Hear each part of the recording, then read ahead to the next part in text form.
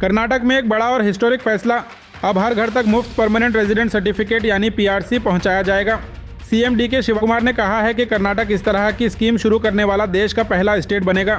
CM DK Shivkumar के मुताबिक यह सर्टिफिकेट किसी एक रात में तैयार नहीं किया गया, बल्कि पिछले कई सालों के सरकारी रिकॉर्ड्स की बुनियाद पर बनाया गया है। इसका मकसद लोगों को इलेक्शन कमीशन के स्पेशल इंटेंसिव रिवीजन यानी एसआईआर प्रोसेस में मदद देना और किसी भी एलिजिबल वोटर को वोटर लिस्ट से बाहर होने से बचाना है। इस इनिशिएटिव के तहत परमानेंट रेजिडेंट सर्टिफिकेट के साथ साथ कास्ट सर्टिफिकेट, इनकम सर्टिफिकेट और दूसरे ज़रूरी डॉक्यूमेंट्स भी प्रिंट करके सीधे घर तक पहुंचाए जाएंगे। सीएम ने कहा कि पिछले 10 सालों के रिकॉर्ड्स के आधार पर डॉक्यूमेंट्स तैयार किए गए हैं ताकि लोगों को बार बार ऑफिस के चक्कर न लगाने पड़े। उन्होंने सभी वोटर्स से अपील की कि बीएलओ के दिए हुए एन्यूमरेशन फॉर्म्स को ध्यान से भरकर साइन करें और वक्त पर वापस जमा करें। ऐसा न करने पर वोटर लिस्ट से नाम हटने का खतरा हो सकता है, जिससे सरकारी योजनाओं का फायदा लेना भी मुश्किल हो सकता है। सीएम ने कहा कि कर्नाटक सरकार सिर्फ वेलफेयर स्कीम्स ही नहीं बल्कि हर नागरिक के वोटिंग राइट्स को भी मजबूत बनाना चाहती है। इस हिस्टोरिक इनिशिएटिव पर आपकी क्या राय है, हमें कमेंट्स में ज़रूर बताएं। ಯಾಕೆ ಈ ಒಂದು ಸರ್ಟಿಫಿಕೇಟ್ ಅನ್ನ ಕೊಡ್ತಾ ಇದ್ದೀವಿ ಅಂತ ಹೇಳಿ ನಿಮಗೆ ವಿವರಣೆಯನ್ನ ಕೊಟ್ಟಿದ್ದಾರೆ. ಇಡೀ ಭಾರತ ದೇಶದಲ್ಲೇ ನಾವೊಂದು ಈ ಶಾಶ್ವತವಾದಂತ ಪ್ರಮಾಣ ಪತ್ರವನ್ನ ಉಚಿತವಾಗಿ ಮನೆ ಬಾಗಿಲಿಗೆ ತೆರಳಿ ಅವರ ದಾಖಲೆಗಳನ್ನ ಒದಗಿಸಿಕೊಟ್ಟು ಒಂದೇ ರಾತ್ರಿ ಸೃಷ್ಟಿ ಮಾಡಿದಂತ ಪ್ರಮಾಣ ಪತ್ರ ಅಲ್ಲ, ಅವರ ನಿತ್ಯ ಬದುಕಿನಲ್ಲಿ ಅವರು ನಮೂನೆ ಮಾಡಿಕೊಂಡಿದ್ದಂಥ ಪ್ರಮಾಣ ಪತ್ರವನ್ನ ಇವತ್ತು ಏನು SIRಗೆ ಅವಕಾಶ ಇದೆ ಅಂತ ಹೇಳಿ ನಮ್ಮ ಎಲೆಕ್ಷನ್ ಕಮಿಷನ್ ಅವರು ಹೇಳಿದ್ದಾರೆ. ಈಗ ಚುನಾವಣಾ ಪ್ರಕ್ರಿಯೆಯಲ್ಲಿ ಎಲೆಕ್ಷನ್ ವೋಟರ್ ರೋಲ್ ಮಾಡಬೇಕಾದ್ರೆ ಯಾವ್ಯಾವ ದಾಖಲೆಗಳು ಇರಬೇಕು ಅಂತ ಹೇಳಿದ್ದಾರೆ.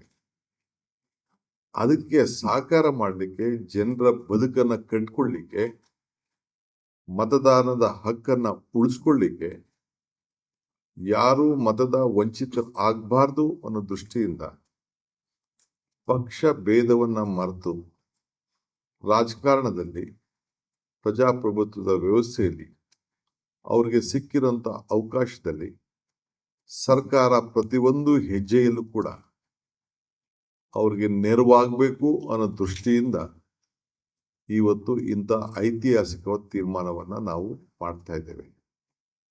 4,85,00,000 ಕುಟುಂಬಗಳಿಗೆ ನಾವು ಅವ್ರ ಕುಟುಂಬದ ಜಾತಿ ಪತ್ರವನ್ನ, ಇನ್ಕಮ್ ಸರ್ಟಿಫಿಕೇಟ್ಗಳನ್ನ, ದಾಖಲೆಗಳನ್ನ ಪ್ರಿಂಟ್ಔಟ್ ಮಾಡಿ ಮನೆಗೆ ಕೊಡುವಂತ ವ್ಯವಸ್ಥೆ ಏನಿದೆಯಲ್ಲ, ಇದು ಇಡೀ ದೇಶದಲ್ಲೇ ಒಂದು ಪ್ರಥಮ ರಾಜ್ಯ ಅಂತ ಹೇಳ್ಕೊಳ್ಳಿಕ್ಕೆ ಶಾಶ್ವತವಾದಂತ ನಿವಾಸ ಪತ್ರ ಅವ್ರಿಗೆ ಯಾವ ಹಕ್ಕನ್ನ ಇದೆ.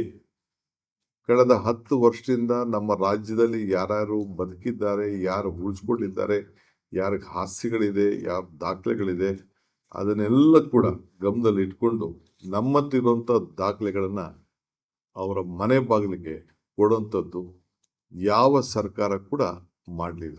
ನಾನು ಮತ್ತೆ ಪ್ರತಿಯೊಬ್ಬ ರಾಜ್ಯದ ಎಲ್ಲ ಮತದಾರರಿಗೆ ಹೇಳ್ಕೊಳ್ಳೋದಿಷ್ಟೇ, ಏನು ನಮ್ಮ BLOಗಳು ಏನು ನಿಮ್ಮ ಮನೆ ಬಾಗಿಲಿಗೆ ಎನ್ಯುಮರೇಷನ್ ಫಾರ್ಮ್ ಅನ್ನ ಕೊಡ್ತಾರೆ, ಅದನ್ನ ಚಾಚು ತಪ್ಪದೆ ನೀವು ಸಿಗ್ನೇಚರ್ ಹಾಕಿ ವಾಪಸ್ಸು ನೀವೇ ಕೊಡಬೇಕು. ಇಲ್ಲ ಅಂದ್ರೆ ನಿಮ್ಮ BLAಗಳು, ನಿಮ್ಮ ಯಾವುದೇ ಪಕ್ಷದ ಯಾವ BLAಗಳು ಬರ್ತಾರೆ ಅವ್ರ ಕೈ ಕೊಟ್ಟು ಅದನ್ನ ಅವ್ರಿಗೆ BLAಗಳಿಗೆ ತಲುಪಿಸುವಂತ ಕೆಲಸವನ್ನ ಮಾಡಬೇಕು. ಯಾರು ವೋಟರ್ ಲಿಸ್ಟ್ ಅಲ್ಲಿ ಹೆಸರನ್ನ ಕಳ್ಕೊಳ್ತೀರಿ ಅವ್ರಿಗೆ ನಿಮ್ಮ ಬದುಕಿನಲ್ಲಿ ಸರ್ಕಾರದ ಸೌಲಭ್ಯಗಳಿಗೆ ವಂಚಿತರಾಗ್ತೀರಿ ಅನ್ನೋದನ್ನ ನಾನು ಈ ಸಂದರ್ಭದಲ್ಲಿ ಮತ್ತೆ ನಿಮಗೆ ಹೇಳ್ಬೇಕಾಗ್ತದೆ. ವಿಶೇಷವಾಗಿ ಕರ್ನಾಟಕ ರಾಜ್ಯ ಇವತ್ತು ಸುಮಾರು 4 ಕೋಟಿ ಚಿಲ್ಲರೆ ಜನರಿಗೆ ಉಚಿತವಾಗಿ ಅಕ್ಕಿಯನ್ನು ಕೊಡ್ತಾ ಇದೆ. ಭಾಗ್ಯಲಕ್ಷ್ಮಿ ಯೋಜನೆಯಲ್ಲಿ ನಾವು ಕೊಡ್ತಾ ಇದ್ದೇವೆ. ಗುರುಲಕ್ಷ್ಮಿ ಯೋಜನೆಯಲ್ಲಿ 1,26,00,000 ಜನರಿಗೆ ಕೊಡ್ತಾ ಇದ್ದೇವೆ. 1,61,00,000 ಜನರಿಗೆ ಗೃಹಜ್ಯೋತಿ ಕೊಡ್ತಾ ಇದ್ದೇವೆ. ಹಿಂಗೆ ವಿವಿಧ ಯೋಜನೆಗಳನ್ನ ಇವತ್ತು ನಮ್ಮ ರಾಜ್ಯ ಈ 5 ಗ್ಯಾರಂಟಿಗಳು ಕೊಡೋದಲ್ಲದೆ ಈ ಭೂಮಿ ಗ್ಯಾರಂಟಿಯಲ್ಲೂ ಕೂಡ ಕೊಡ್ತಾ ಇದ್ದೇವೆ.